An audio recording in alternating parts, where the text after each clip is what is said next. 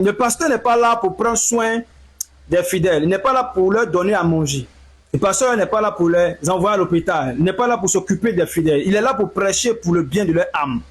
Il est là pour leur enseigner la parole de la vérité. Écoutez-moi très bien. Dans Jean 6, la Bible dit, lorsque les gens sont venus en masse pour écouter la parole de Jésus, la parole de Dieu, Jésus-Christ, étant ému de compassion, a dit à ses disciples, donnez-leur à manger. Et parmi eux, il y a un disciple qui a dit, mais Seigneur, ils sont tellement nombreux. Comment on peut leur donner à manger, même si on le voulait? C'est quelle boulangerie qui peut fournir un nombre de pains qui peut les satisfaire? C'est pas possible. Et Jésus a dit, qu'est-ce que vous avez? Ils avaient 5 pains et 2 poissons. Et Jésus a multiplié le pain et les poissons, et tous ont mangé. Au point où il y a eu des paniers en stock qui sont restés, Jésus a demandé à ses disciples de prendre pour partir. Pour dire quoi? Jésus n'a pas demandé à la foule de repartir, manger pour revenir. Jésus s'est occupé d'eux. Après leur avoir enseigné la parole, il a multiplié le pain pour qu'ils puissent manger.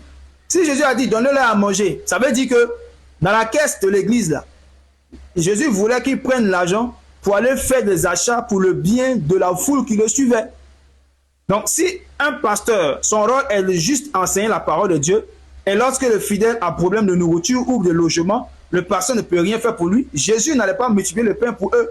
Quelqu'un dit non, c'est un miracle, mais miracle là, avant que ça ne vienne, Jésus a dit nourrissez-les vous-même, donnez-leur à manger vous-même. Ça veut dire qu'il devait prendre l'argent dans la caisse pour leur donner à manger.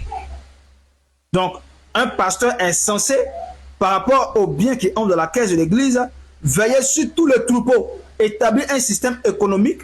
Si tu as vraiment envie de sortir la pauvreté de ta communauté, il faut t'asseoir pour réfléchir à comment faire pour que chaque fidèle manque de rien. Et c'est ce que les apôtres ont fait dans Actes des Apôtres, chapitre 2.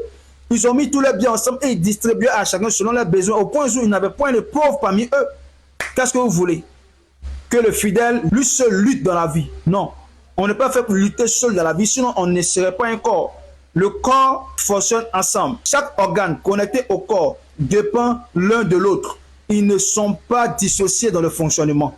Si le bras se porte bien et que les orteils ne se portent pas bien, tout le corps a un souci. La lettre monte jusqu'à la tête et on prend une décision pour que le mal puisse s'extirper du corps. C'est ça. C'est ce que la tête doit faire, le leader doit faire. Il doit réfléchir à trouver un système pour que la communauté ne manque de rien. On ne te demande pas de faire tout pour l'église quand tu n'as pas. Quand tu en as, il faut le faire. Parce que c'est pour ça que Dieu t'a mis des biens entre tes mains.